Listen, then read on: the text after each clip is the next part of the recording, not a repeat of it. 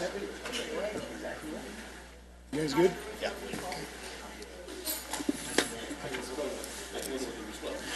Good morning. Welcome to the Lancaster Criminal Justice Commission on Wednesday, 9th of September. We'll get this meeting started, called to order. Roll call. Britt, could you call roll for us, please? Commissioner Brown. Present. Carter. Harris. Present. Vice Chairman Little. Present. Chairman Vieira. Present. We have a quorum. Thank you. And we'll start out with the invocation this morning with Joanna DiGiovanna.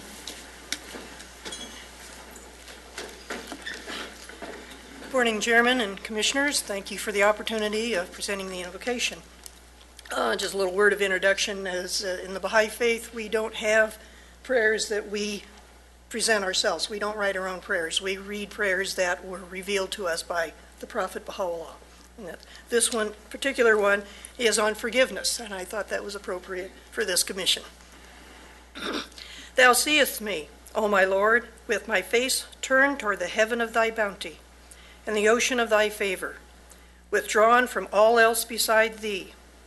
I ask of thee, by the splendors of the sun of thy revelation on Sinai, and the effulgences of the orb of thy grace, which shineth from the horizon of thy name, the ever-forgiving, to grant me thy pardon and to have mercy upon me. Write down then for me, with thy pen of glory, that which will exalt me through thy name in the world of creation.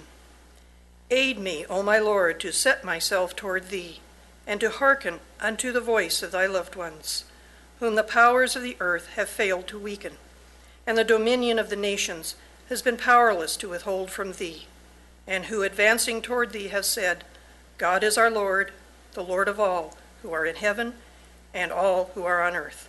Baha'u'llah. Thank you. And if you could please remain standing and join me in saluting our flag.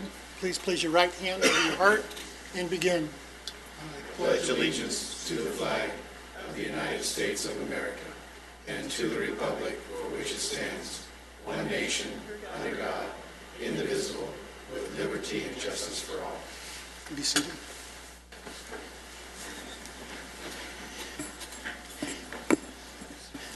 And I'd be remiss if I didn't say Joanna. It was very nice to see you again. Joanna is a longtime educator here in the Antelope Valley, teaching many years at Paiute and subbing with other districts. So wonderful to see you again. 38 plus 7 years subbing so far. So 4 decades plus. Yeah. Thank you so much for all your service. I excuse myself because I have a heater and cooling problem at home. Oh, all right, have a good day. Thank you. Thank you. Thank you. No presentations, so we're going to move on to public business from the floor, agendized items. Citizens who would like to address the Criminal Justice Commission on any agendized item may do so. When the item is being considered by the Commission, please complete a speaker card, identify the item you'd like to discuss, and you have 3 minutes. I see that we don't have any. Okay. Consent calendar. Commissioners, did you get a chance to take a look at the minutes of July 8th? And if so, could I get a motion for approval, please? Move to accept. Second. Okay, let's call for the vote.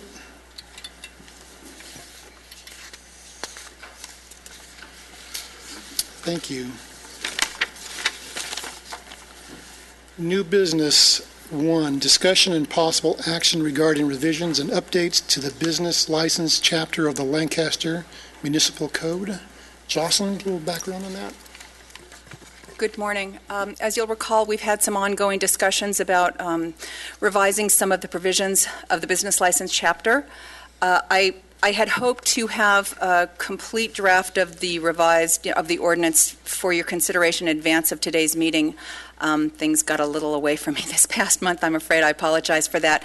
What I did do is provide you rather late, I'm afraid, some of the key provisions that I'm suggesting that we either add to, amend, or otherwise revise.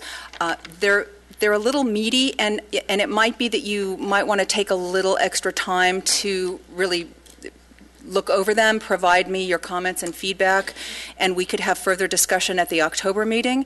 My hope is to have something resembling close to a final draft of the complete ordinance well in advance of the October meeting for your consideration, and I can incorporate whatever comments and feedback you have on these provisions into that draft. If you have any questions at the moment on the ones that I provided you, I'd be happy to answer them. Questions, comments? The only thing that I would like more time, and I appreciate you offering that. The one thing that did catch my attention was in Section 5.04, investigation and background checks of specific businesses. I was a little concerned, once we go down that road, where do we stop? In other words, who do we not include and who do we include? For instance, a tattoo parlor. We were just talking earlier, Jeff and I, a gardener. I mean, at what point do we stop adding to that list? So that was one of the concerns I had. Thank you. We did have some conversation about that last month. We decided to put just some draft language in here for you to continue to mull over and give us your thoughts about it. I think what staff was thinking was, we currently have taxi and tow and massage already have to get annual live scans, background checks. So we were looking at some of the other businesses that are historically problematic in terms of requiring a lot of law enforcement resources thrown at them, and at the moment that seems to be sort of the smoke shop, hookah loungy kind of business. I don't know that we're contemplating any other businesses. I appreciate your concern, and certainly we should have more conversation about that. Thank you. Other comments, questions? Hearing none, thank you, and if we could bring that back on the October meeting. And if Jocelyn, if there's a revision, if you could email that to us prior, that'd be great. We'll get everything we have to you well in advance of the October meeting. And please, as you're reading through the provisions you do have, feel free to email Britt directly, and she'll funnel those over to us, and we can take a look at those and incorporate those into the draft that we provide you. Thank you.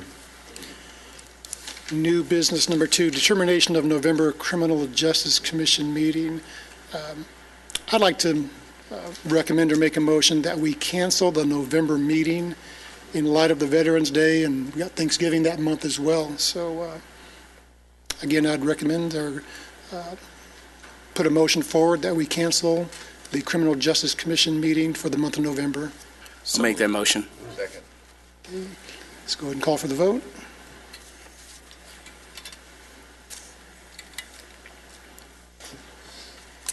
It passes unanimously. Thank you very much.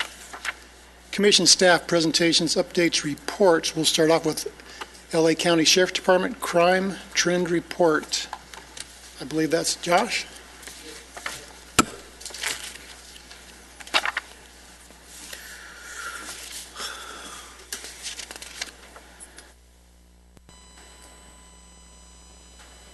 Good morning. Crime Commission report for August. The burglary suppression team made 19 felony arrests, 1 misdemeanor arrest, 1 probation arrest, parole probation arrest, 4 felony warrant arrests, 4 misdemeanor warrant arrests. They recovered 2 vehicles, 7 Ramey warrants, 2 parolee probation searches, and they recovered about $25,000 in stolen property. And then they solved 14 burglaries in the month of August. For the narcotics team, they arrested 7 adults for felonies, 2 adults for misdemeanors. They recovered 5.9 grams of marijuana, 25 marijuana plants, and then 439 methamphetamine powder in grams, and they conducted 12 search warrants. 6 of those, they made 12 arrest warrants from the search, and they conducted 6 search warrants. No firearms recovered. The land camp team for the month of August, they made 26 felony arrests, 10 misdemeanor arrests. They recovered 3 firearms, and the value of the illegal narcotics they recovered was about $76,000. And I know I come up here every month and just read off the stats. We actually have a Deputy Camacho from the LandCap team here today to actually speak with you gentlemen about it. We're just going to switch over, and I'll switch the slideshows. Josh, excuse me, if I can ask one question. In regards to the figures of the narco team as far as narcotics, has there been an increase? Because in our last meeting, there was something that was brought to the commissioners here as far as the bath salts and things like that. And we're going to have to look at something coming down regarding new ordinance is going to increase because of certain smoke shops that was distributing certain products. Have we found that is increasing? The bath salts, along with all the other miscellaneous products that was brought to us at our last meeting, is that in these figures here? I could check the actual full stats when I go back to the station. I don't have it in these slides. Well, I think it'd be beneficial because I think we're getting ready to make a decision on a lot of this stuff, and that was predicated on adding certain things into. From my experience, just working at Eastside High School, I was only there a limited amount of time, and I made quite a few arrests just from them having spice and whatnot, just from bringing it to school grounds. But I don't know if that's a reflection of the actual narco stats. That's why I'd have to check. It would be, I don't know, it'd be beneficial to me to see what of an increase that is happening here. Yes, sir. As far as, Pat? I'm not quite sure if you're asking if there's an increase in use. Our narcotics arrests overall are way down because of Prop 47 and the fact that it's no longer something that you can be jailed for. I think the last statistics I checked, we were down 35% in narcotics arrests, which means that they're using it with impunity now, whether it's bath salts or methamphetamine or whatever. We're running into a huge increase in persons who are under the influence. It's a little difficult to say whether or not it's spice or if it's meth or whatever without some type of blood test. And if they're not coming to jail, they're not getting a blood test. Our uses of force have increased dramatically over the last year. Of the 77 uses of force that we had through June, 68 of them involved people that were either under the influence or suffering from some type of mental illness or both. It's a huge number of, of ratio of our necessity to use force to either take people into custody or to take them for their own welfare to 5150. So whether or not there's been an increase is probably safe to say that there has been, but whether or not we'd ever be able to quantify that for you, I just don't see that happening. Thank you, Captain. Thanks, Josh. Thank you, sir. And now Deputy Arnold Camacho.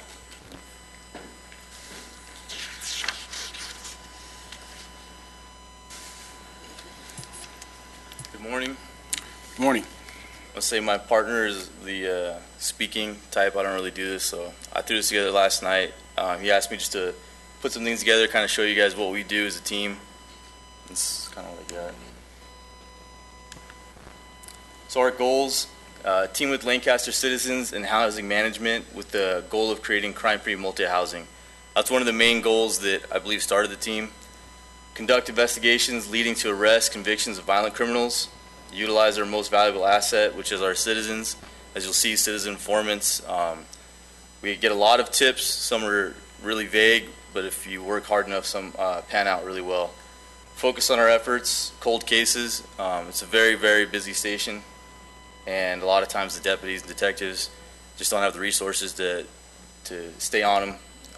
Sometimes we'll take a case under our wing and just work it until we can get something a little further. This is pretty recent, a stabbing call, attempt murder. We got the call after we were already off shift. It was in the middle of the night. Limited information, the victim that was stabbed numerous times pretty much told the deputies he's not going to help him.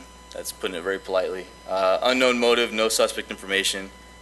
Throughout the course of that next day, within a couple hours, we Ended up solving the attempted murder. We found the weapon, which was inside the victim's house, and we didn't think it would be. So just kind of shows that that was in the Gadsden Apartments too, which the management there is very, very helpful. They're very pro LANCAP, which helps a lot. This is another one we had. We had a citizen that claims firearm trafficking in Lancaster. They were saying a large amount of firearms were about to be sold and were attempted to be sold out of to the Lancaster or Palmdale area. So we received information from a citizen informant regarding a known gang member attempting to sell numerous stolen firearms. Over the course of a week, this was one of my cases, my partner Deputy Mendez. We set up operations with the FBI. Undercover operations confirmed the sale of firearms. Thank God they weren't to suspects, they were to undercovers. Multiple location search warrant was executed, apprehending the suspect, preventing 48 high-powered firearms from hitting the streets. Those are some of the firearms right there. On the left side, which you'll see with a lot of these cases, narcotics. It seems like the common factor in all these. It's methamphetamine. There's some more firearms, and there's another one that was purchased undercover. So far, that case is close to being pled out, but his exposure is about 120 years. Another one, informant claimed large amounts of narcotics were sold in West Lancaster Quartz Hill area, in a very, very nice area. Over the course of a month and a half, that's the end result. It was about 6 pounds, almost 3 kilos, and about $15,000 in cash. The car was converted for the purpose of storing large amounts of narcotics, which we believe was probably being delivered from Mexico or at least Los Angeles. Another one, it was just off a call that a son had threatened his mother, saying he was going to kill her. And this is another one of those instances we know patrol is really, really busy and they're getting slammed out there. So we went over there and decided to keep on going with the case. And over the next couple hours, we got a search warrant authored, did a search of the location, and found that he had, that's just a bomber's jacket that they wear all the time, but he had armored inserts that are better than the armored inserts we actually have. Numerous firearms. He was manufacturing narcotics in his house, and he was printing his own money. Yeah, he's part of a popular motorcycle gang out here, and that case is still ongoing. I can't go too much into it. But you can see all the ammunition. Another one, narco sales out of Lancaster, Palmdale areas. That case took approximately a month, and we came up with about I'd say 5 pounds methamphetamine, maybe half a pound of heroin. You see all the money, and this case it's closed, but there's things about it that are still ongoing. But we learned information that obviously the drugs usually come from Mexico, so we're following that lead right now. This is a pretty recent one my partner did. Based on citizen informants, this is actually a pretty good call to Palmdale Station, saying that somebody in the East Palmdale area was delivering narcotics to Lancaster, but they're also making large trips to North Dakota. So we formed an operation with the ATF, our team, and our SWAT team for LA County Sheriffs.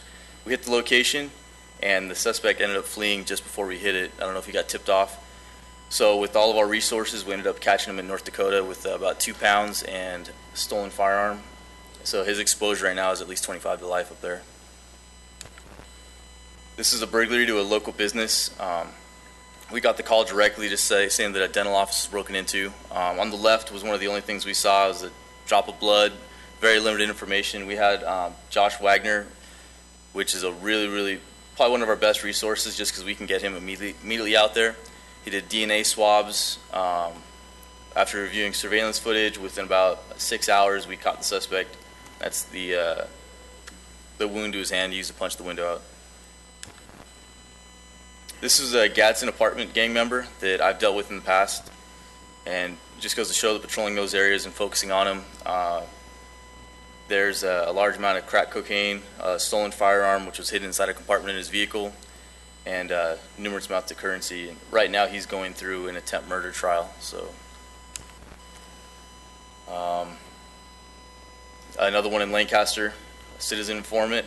While at the hospital, just in passing, somebody kind of tipped us off and gave us a couple clues And it was very, very vague, but it matched up with another informant's information, so we coupled that together, ended up authoring a search warrant, and found a local gang member making his own cannabis. It's a really high concentrated cannabis that can have hallucinogenic effects, with numerous firearms legally possessed, and obviously the gang memorabilia. This is another good one we had. We were chasing somebody that had been wanted for at least 10 stolen motorcycles, if not more. And we ended up getting in a foot pursuit, chasing him. He fled from 2 stolen motorcycles we saw him riding. And going through a mobile home park, we were seeing somebody flag us down. We're in the middle of chasing somebody, so a lot of deputies didn't want to stop, including myself. Finally got a hunch, so I went back there. It was a deaf man with his handicapped son. He was deaf as well, and they could barely speak, but we could see that he was very adamant on something. So he pulls out a piece of paper, and it's a drawing, and if you saw the suspect, that's pretty accurate. He has tattoos on both arms. He led us to writing a search warrant, and we found the suspect barricading himself inside of a location, along with methamphetamine. So, like I said, I just did this last minute. We're kind of considered a special problem team. High-risk entry is one of our big things. Advanced weapons training. Our sergeant's really good. He tries to get us all the best training. Hostage drills and evacuation. Active shooter training. We're kind of trained to be the first responders out here. If something happens, we're trained to be the first ones in. Narcotics interdiction is one of the latest trainings we've been doing to try to capture it on the freeway before it hits our town. And then search warrants. I'm really bad with the stats. I know we've gotten about 7 murders. I think exactly 7 murders this year to date, or attempt murders that have been apprehended. And then I said, Josh, help me. And when I showed up today, he had this ready for me. So I guess we've done 246 felony arrests to date, 79 misdemeanor arrests, and then there's a bunch of numbers in here, but he's really good at keeping track of all that. We're lucky to have him. And then there's just pictures that, I guess these were press releases, and my partner on the left wanted to be in the slides, so he made me put this on there. I'm not joking either. And that's it.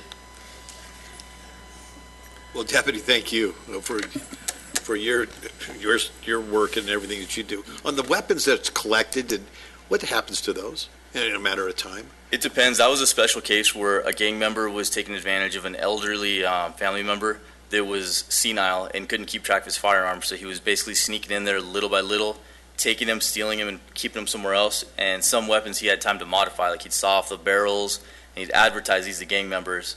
Pretty much a catalog to all the gang members saying, what do you want? I'll get it. It'll just take time. So unfortunately, that's a case that's still going through that section of it. Sometimes they're destroyed, which is sad because a lot of us are firearms fans. But in cases like that, it's releasing that kind of firepower to the streets. He couldn't keep track of his firearms. The family knew that he wasn't there, and he definitely could not keep track of all his firearms. So that's still ongoing. If we can release him, it'd be great to a responsible citizen. Otherwise, They get destroyed.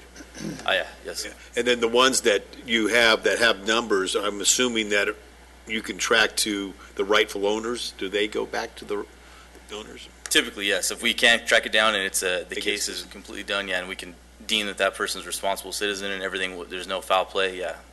The reason why I'm asking is I had somebody ask me here that the other day, and I said I believe they all get destroyed, and after they've been confiscated. But I said I'm sure I can assure you that the sheriff's department is just not picking and taking and collecting guns and hanging on to them, So. Yeah, I don't know specifically. I can ask my detective. Yeah. He deals with that more. Well, I want to thank you for what you do because it's an incredible job. So. No problem. Deputy, I have one question for you. Sir. I own a property management company, and I've experienced something in the last week that I haven't had in 10 years. I've had 2 different tenants call me in the last 7 days telling me they had a home invasion. Is there an increase in this, or is it just random luck, bad luck? Like I said, there's definitely people here that know numbers better than I do, but like the captain said earlier, and I agree with it, and I've talked to citizens. I talk to them daily about this. But unfortunately, Prop 47, when it passed, it seemed like it changed my job and my team's job dramatically.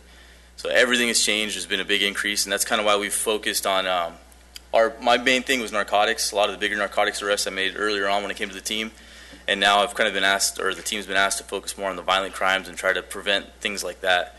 So with the increase, I'm trying to focus my attention on that right now. Thank you. Okay, thank you for your presentation. Very insightful. Thank you.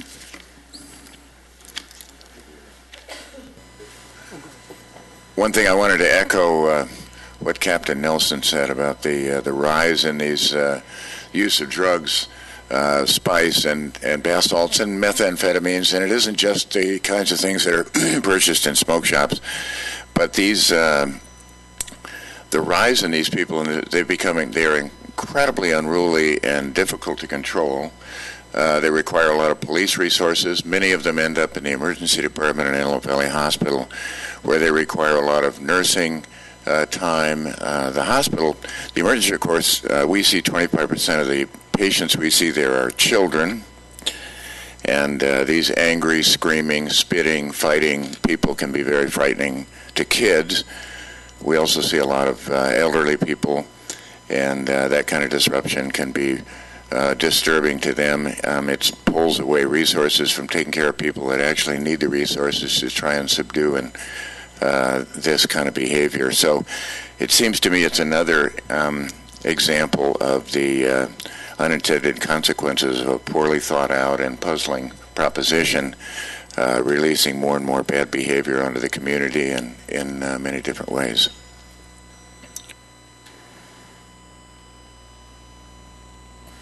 I do. I have one question for the district attorney regarding, just with all the firearms that they took off the street, and with Prop 47, if some of those firearms are under $950, how does that get rolled up? Does it get rolled up as the grand total of what they found, or is there a charge or count for each weapon? If it's one big seizure like that, we would aggregate the amount of, so that the value of the weapons would exceed the 950 threshold. So, as I've indicated before, we do all we can to try and properly prosecute these crimes. And as Dr. Brown pointed out, a very ill thought out Prop 47. Thank you very much. Ms. Thomas? Hi. For those of you who haven't met me, I'm Yvette Thomas. I'm one of the crime analysts at the station. So I will be giving you the comp set for this month. So for violent crimes, we had 88. For property crimes, there are 329 for a grand total of 417, which is down a little bit from last month. Violent crime arrests, we've had 133. Property crimes, we've had 31 for a grand total of 164. And for unique earns, we've issued 1,792. So as you can see, from August of this year, from August of last year, it's gone down a little bit, which is good. And also from July, it's gone down quite a bit. Compared to last August of 2014, we've seen a 3% increase, actually. The current crime rate is 291.81 crimes per 10,000 population. Our most active reporting districts for all of Part 1 crimes is 1137, which is pretty typical, with 54. Then we have 1133 with 42, 1121 with 38, 1132 with 31, and 1126 had 31 crimes. And this is a map, so you can kind of see, I wish this had a pointer, but it doesn't. So you can kind of see the area in the middle where it's the most red. That's where we have the highest concentrations of crimes. For residential burglaries, again, 1137 is at the top with 14, but it's tied with 1121. And then we have 1123 with 11, 1133 with 10, and 1125 with 4. And kind of a map of where they're happening. So you can see they're all happening east of the freeway for the most part. For robberies, our top again is 1137. 1137 was a real problem last month. 1122 had 4, 1182 had 4. Here's a Thing of the robberies, again, mostly on the east side of the freeway. And then just for monthly trends, homicides, we didn't have a homicide in the city this month. Rapes went up a little bit. Robberies slightly up. They've been steadily increasing since June. Aggravated assaults are actually down last month, which is good. Burglaries also going down. Larceny thefts also going down. Grand theft autos have been increasing since May, and they keep increasing. And then arsons are down. And then here is a frequency by reporting district, so you can see the problem ones. The red ones are the ones that are the real problems. So 1137, 11, that is this far away. I can't see what that is. It's too small. But you can see them, again, east side of the freeway. And that is it. Are there any questions? Comments, questions? Okay, thank you very much. Thank you. Just a comment on that, too. We've concentrated some deployment, working with the captain staff, and Lieutenant Harris, I believe, is here. On the east side there, especially around the east side Walmart and everything, you can see there it's having some effect with the drop. You know, typically we've seen that as one of our red crime areas based on an increase from month to month, and that has not been the case the last several months. We were just talking about that, right? We were just talking about that right now, Lee. So thank you. Yeah, so that's worked very well there. That's great. Okay, we'll move on to the next update from California Highway Patrol. Good morning, gentlemen. Good morning. Year to date, we've investigated 14 fatal collisions. We're on par with what we did last year, this year to date, and our 3-year average. We try to have less fatals every year. We don't have a lot of control over that, but it looks like we're going to meet what we did last year, unfortunately. Injury accidents are also up 23% from year to date.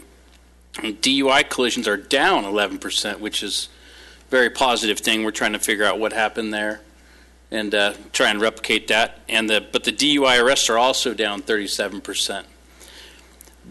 We've seen this throughout the Southern Division area. They're all down about the same percentages. So I think there's something going on in the communities to help us out a little bit. And that's it. Any questions for me, gentlemen? No, thank you. No. How'd the fair go? Fair went well, sir. So, You know, we don't have a large play in that. What we do have is a recruiting booth, and we did get some good recruitment out of it. fantastic. That's great. But didn't you guys do a lot of DUIs during the fair time? All right, checkpoints? We did. Well, we didn't have a checkpoint during the fair. What we did do is we did our IDTF, is which we saturated, and we got I believe it was 23 arrests that night. But you probably saw everywhere you turned there was a highway patrol vehicle. We did. Yeah, Good. there's a lot of us out here. That's good. Good job. Thank you very much. District Attorney update. Thank you. Unfortunately, the downtown hasn't published yet the statistics that I read from. Normally, they have them a couple days in advance, but as of this morning, they hadn't been published. So I don't have the statistics to read to you. So I will next month. Then I'll do for August and then September. I can tell you that we're still working with Prop 47. It's alive and well, and every month, or every week, I should say, there's still petitions to reduce cases to misdemeanors. So I have personnel that are working on that. But I am confident that when we do look at the statistics, it'll reflect what the captain was saying about the fewer arrests, narcotic arrests, and so forth, and that directly reflects our statistics. But I will have them for you next time we meet. Thank you very much. City Attorney update. Anything, Jocelyn? I have nothing, thank you. Okay. In Public Safety, Lee? And I'm going to tell you, she has a lot more than that because we've been working on stuff every day. So, but we'll be bringing that forward as it comes to light. You know, as we're working very closely and working with other city staff at the direction of the city manager and the council on really looking at our municipal code and how we apply it. And I'd like to address your issue with the licensing issue and how far-reaching that can be. It needs to make sense. You know, and anything that we would propose as staff would obviously go through a process here through the commission, through the council and the city administration to make a determination on what's reasonable. A lot of this is predicated on people that have contact, like it makes sense for taxi drivers and tow drivers. We don't want registered sex offenders and things as well having access to people and put them in a position that are licensed through the city.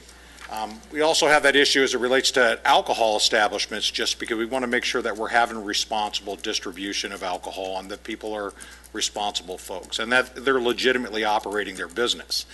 The smoke shops is part of a discussion we've had because, you know, if we went back to an arrest that we had 2 years ago from the land cap team, one individual was selling bath salts and spice and then had a 5-gallon bucket full of Vicodin that was behind the counter. Not to mention numerous other things where he was prosecuted. Mr. Franklin prosecuted him to the full extent of the sales issue that we had there and went back to his apartment on the rollback for the warrant, the land cap team did, where he had about 50 cases of unlicensed and untaxed cigarettes and things in the place. So there's issues there related to what type of vetting that we do for certain individuals if they may be associated with known criminals or some type of criminal enterprise. And that's common. Some of these businesses commonly participate in those issues. And again, it's just a vetting process. I know when I went into business in another community, if they would have asked me that I had to go through a process for my particular business, okay, well, if that's a part of doing business there, so be it.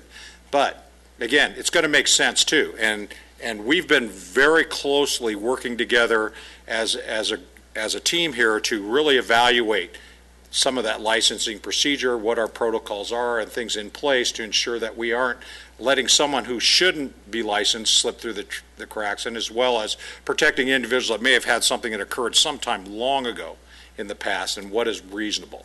So again, anything that we propose as staff is going to go through a process here at the city that is inclusive of this commission and through the city council and our city administration. And again, those discussions are good discussions for us all to have. Why, when, how far does it go? That's a really good question, because you could probably think of a million reasons why we'd want to apply it in certain places that doesn't, but that belies reasonableness. So those type of issues. So we're working very hard on that. And Jocelyn, truthfully, it's funny because she could talk about 1,000 things she's doing right now and that we're working on collectively as a city to try and improve the quality of life here in our community and how we apply those rules.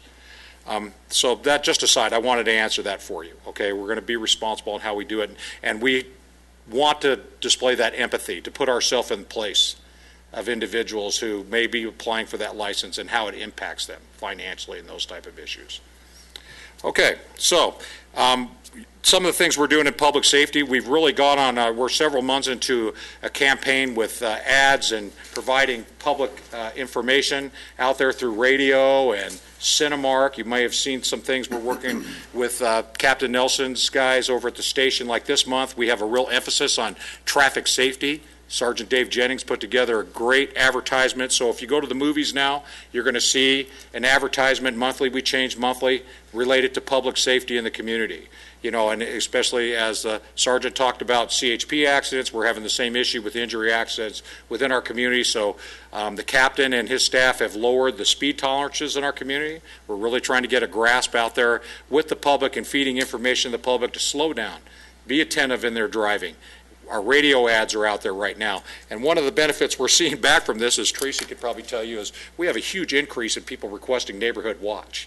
So this is the first time we've actually done something like that, and we're really seeing the fruits of that small investment out there to get that information out to the community. So we're going to be continuing down that path.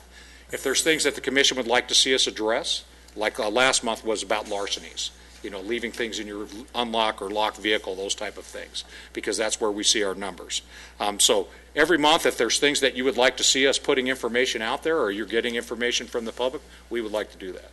Okay, so please feel free to call us, call me, call any of us, and relate that to us, and we'll see how we can incorporate that into what we're doing. We're really concentrating on some issues we're having with homeless folks right now. Okay, we're working closely with the advocacy agencies in the area as a city to try and come up with some of the solutions here. And you've probably noted, especially like for Dr. Vieira being downtown with the district office and everything, we have an increase in numbers right now. We have talking to different services departments, and the sheriff's department, law enforcement's contact and everything has definitely stepped up.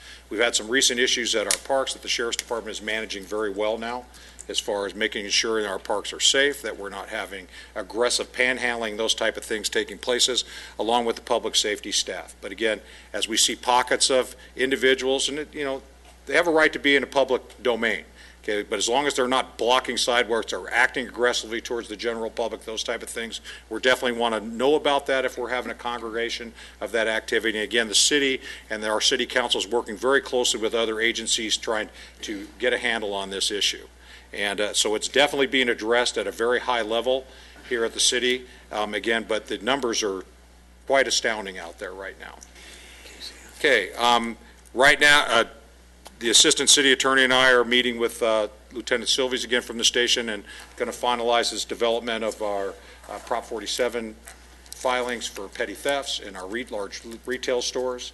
We're going to be putting some training on that. I'll send an invite out to you if you'd like to attend the training or look at the curriculum that we're going to apply to folks. And again, we have to do that in a manner that's appropriate based on the Brown Act and applying to that training. But that's something we're looking forward to getting out there, okay, because I think that's really going to help us on some of our numbers and some of the issues we're having. And I think the last thing I'd like to talk about is we've got Celebrate America this Saturday downtown here in Lancaster. This is a great event. The fireworks show is great. Maybe some of the people in the apartment buildings around probably don't think so because they call us and talk about how it shocked their dogs for about 2 weeks, but it's well worth it. It's a great event. We'll have representation out there from all the military folks and public safety folks and everything else, as well as programs the city's involved in. It's a good event to come out to. So I'd love to see all of you there. It's an all-day event? It's from 5 o'clock, 5 to 9, Saturday, downtown Lancaster. That's correct, right? I believe 5, yes. So it's a great event. Look forward to it. And that's it. That's all I got. That's quite a bit, and thank you and your staff for all that you do here for the city, Lee. Appreciate it. David, if we want, Ms. Williams or Rick Cook, they're over there if they want. I'd like to provide an opportunity. I see Russ and Rick just behind Lee. Any comments or statements you'd like to make to the commission?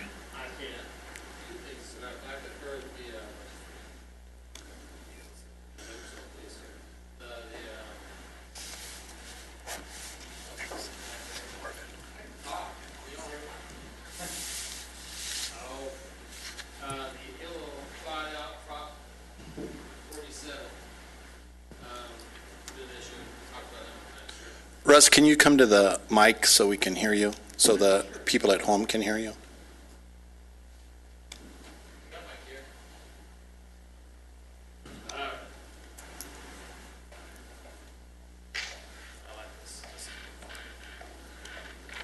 All right. The Prop 47, one of the things that Assemblyman Tom Lackey just recently had signed in was the ability now to have the date rape drug, roofies and the chemicals that go with that, is now moved back to felony.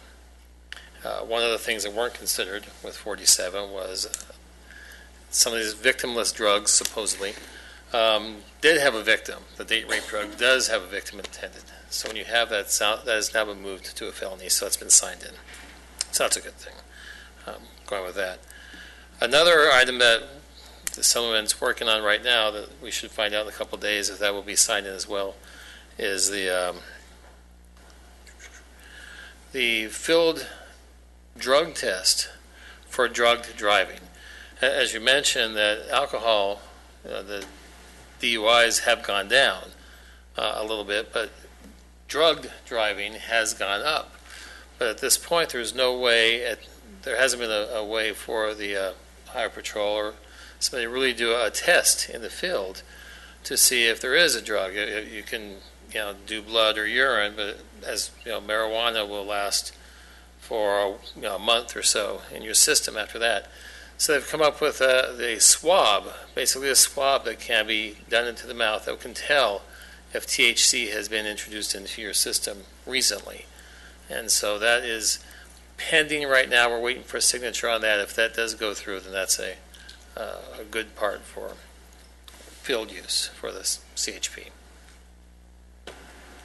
Also, I'll mention real quick that Assemblyman Lackey is on the crime, let's see, what is it called here? The Public Safety Committee. So anything this group has that you have, get in touch with me or get in touch with Assemblyman Lackey, and we can bring that forward to the state. So, any questions? Thank you very much for your update. Mr. Cook?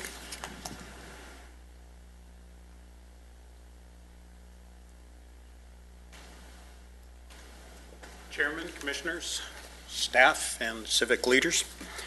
Right now, as you well know, Senator Runner and Assemblyman Lackey are in their special session. They have 300 bills to consider by the end of the 11th. So we don't know how many bills will get through. So I'm going to ask for your support with just one bill, and it's called SB 57.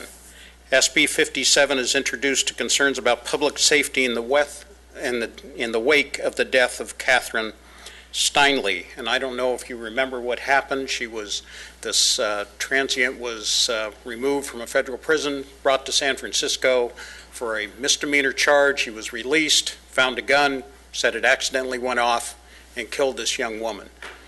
Senator Runner is introducing this bill, and quite simply what it says, and I'll read it so you can understand it. Notwithstanding any other law, a local agency shall not seek custody of a previously convicted felon who is being detained or incarcerated by another law enforcement agency if the felon is scheduled for deportation or transfer to a federal authorities for deportation proceedings unless both of the following apply. One of those conditions are local law enforcement agency has an outstanding warrant alleging the subject felon committed a criminal offense that constitutes a felony, and the other part is the local law enforcement agency has confirmed that the prosecutorial authority with jurisdiction to prosecute the felony has a current intent to prosecute that felony. So it's really not so you can, a city can transfer somebody to determine whether they are going to prosecute. They have to make that determination. They are going to prosecute for a felony. So this bill is being introduced as an urgency bill. It hasn't got to committee yet. They're working to get this into committee. I just got permission to ask that we could ask for your support for this bill. I can send the whole bill to Britt so she can transfer it, email it to you if that's okay. And I will do that after this meeting's over. And will there be a resolution crafted addressing that as well? Yes, Okay. yes. And well, if we can get it through committee, if we can get it through and actually get enough support and votes for it, we could get it to the governor before the 11th. So we're just kind of pushing this. If not, hopefully that'll at least come up in the bills for the new year, instead of being 2 years down the road. So, Thank you.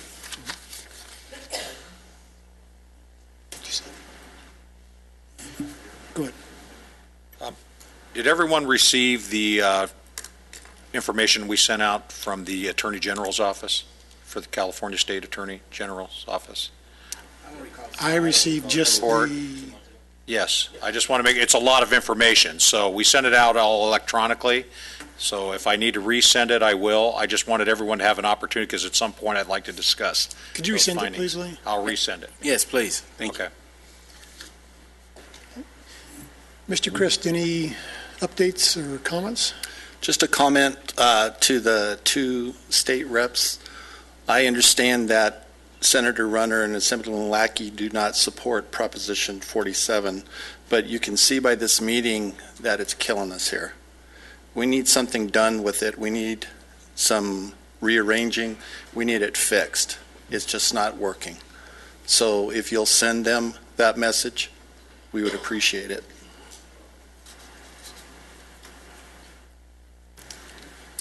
Okay, we're going to move on to public business from the floor, non-agendized item, and we do have one speaker card. I'm sorry?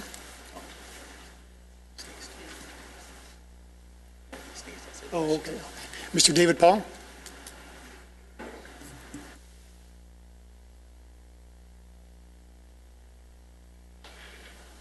Mr. Chairman and Commissioners, good morning. I appreciate the opportunity to come here. I come here to learn and see what we're up against, and it can be very discouraging. I think the real problem is hopelessness, and how do we address that is always my main concern. I talked last time about the narrative that goes on, the false narrative of the police are out to get us, hands up, don't shoot. How do we address that? How do we fix the problem on both ends? Because the hopelessness is not just in the community. I don't know how you could be in law enforcement and not realize that things are tilted against making things right. I say there's no greater joy than to love and respect the law. And when that happens, when you're part of something greater, there's no need for all this other stuff. How do we get there? So this is what I was thinking. I took a class a few years ago about how to think, argue, and reason. And it's pointed out in the class that your job when you're arguing with someone is to make their argument better, to make it more sound and make it valid. And so if the question is asked in these communities where they have a great distrust for the police, if the question is asked, when something happens, do you want someone to come and help you? So that starts the wheels turning. No, we want anarchy. That's not really what you're going to get. So that opens the conversation. And, that's what I want to see. I want to see us working on solutions instead of just treading water and bailing out. It's hard. But I appreciate what you do here, and little things that bother me. For instance, I am not against punishing people for what they do wrong, but you have these crazy people that murder, and if you could tell me that you are going to put someone in prison and keep them there, then okay, that's fine. But they get out for various reasons, and they're back perpetrating. These are not people that we're going to help with common sense and loving the law. There are some people that are lost. I've seen that in my life. But the vast majority, Deputy Camacho talked about how the citizens are the most valuable resource. So I think that's where the narrative plays out. If you can get people to understand it's in their own best interest to be active and help make things better, you'll always have a better result. But thank you so much again. I love to come here and see what we're up against, and thank you all. And I don't know how you lift your spirits up, but I hope you have a way. Thank you. Thank you, Mr. Paul. And before adjourning, Commissioner comments. Any comments this morning? Mr. Chairman, just one note that Mr. Harris and I have we get to serve on the Antelope Valley Sheriff Boosters Board that is chaired by Vice Mayor Christ. And we basically have our largest fundraiser of the year coming up on October 5th, which is our golf tournament. The funds that we raise in that golf tournament, excess of $150,000 on one event, and those funds stay, and Howard can attest to this too, it stays with our Sheriff's Department and our Antelope Valley Sheriffs. It not only it benefits the city of Palmdale, CHP, our law enforcement, but as you can see, and as Deputy Camacho said, we need as much help as we can get. So I just wanted to put that out there. It is a major fundraiser for the Antelope Valley Sheriff Boosters. It is a fundraiser that is the number one for us, and all those funds stay with our local Sheriff's Department. It doesn't go anywhere else. So when you see how understaffed and manned that we are and what Captain Nelson does, it's a phenomenal job, and the things that they ask for are things that we can talk about, and there's things that we can't talk about. But it's an amazing event, that one-day event, and thank you, Vice Mayor, and then Chris, and then as far as the rest of this board, we raise this money that stays with our Sheriff's Department. So keep October 5th, and let know if anybody wants to donate anything, it's well welcomed. So thank you. Thank you. And I'm assuming there'll be more information, flyers, and... Yes, have that, we'll have that all posted, yes, thanks. Great, thank you. Other comments? No? I would just like to take a moment to publicly thank and recognize Lee Smith, who was one of our commissioners who just recently resigned due to a reassignment with the LA County Probation Department. So if the minutes could just reflect, we appreciate Lee's service to the commission and to the city of Lancaster. That'd be great. And with no other comments, this meeting stands adjourned at approximately 11 o'clock. Have a good day.